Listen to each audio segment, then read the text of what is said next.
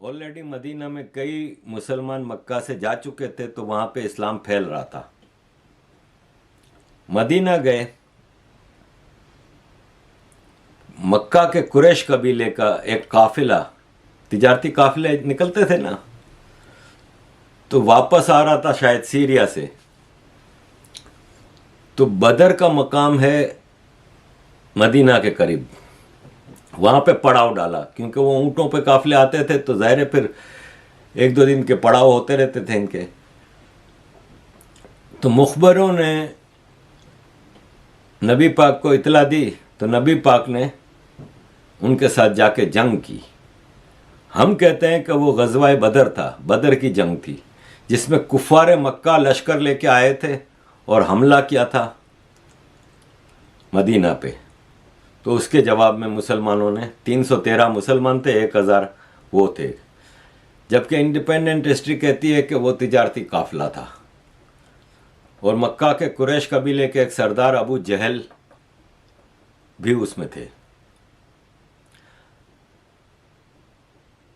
मुसलमानों ने उनको मारा, उनका सामान लूटा, और वहां से रिवायत पड़ी माल गनीमत की, कि गजवा यानी जिहाद की सबसे बड़ी अट्रैक्शन थी माल गनीमत, कि जो माल होगा वो लूट लोगे, जो लड़कियां होंगी वो गुलाम बांदियां बना दी जाएंगी, लोंडियां बना। बिस्मिल्लाहिर्रहमानिर्रहीम। अस्सलाम वालेकुम नाज़रीन। ये आरिफ अभी जो बात कर रहे थे, आरिफ अजाकी इनका नाम है, और इन्हें इस्लाम की कई बातों पर इतराज़ात हैं इनके। और सबसे पहला ये इनका इल्ज़ाम है इस्लाम पर कि ये काफिरों से जंग करके माल लूट के खाने वाले एक ग्रोह है। ये मक्का से मदीना में गए, मदीना में जंगें उनकी बदर हुई, उसमें 313 सहाबी थे, और इधर काफरों का बहुत बड़ा लश्कर था, उसमें फतेह हुई थी मुसलमानों को। और उसी जंग के बारे में ये कहते हैं कि ये काफिला था और मदीने के पास में उनका पड़ाव था, और मोहम्मद सल्लल्लाहु अलैहि वसल्लम पर हमला किया, उनका माल लूटा और आपस में बांट दिया। तो एक इनका कहना है कि इन्हें इस्लाम जो है, या फिर उनके मेन मकसद उनका था माल लूटो और काफिलों से लूट कर आप लेके जाओ माल। तो फिर ज़कात का मसला सारी दुनिया में इस्लाम के अलावा कोई नहीं लेके आया। आपके पास करेंसी 52.5 तोला चांदी से ज़्यादा रकम आपके पास है, तो आपको ज़कात देनी पड़ेगी 2.5%। आप जितना आपके पास माल है उतनी आप ज़कात देंगे, और किसी गरीब को जाकर देंगे, और उसके घर जाकर देंगे आप।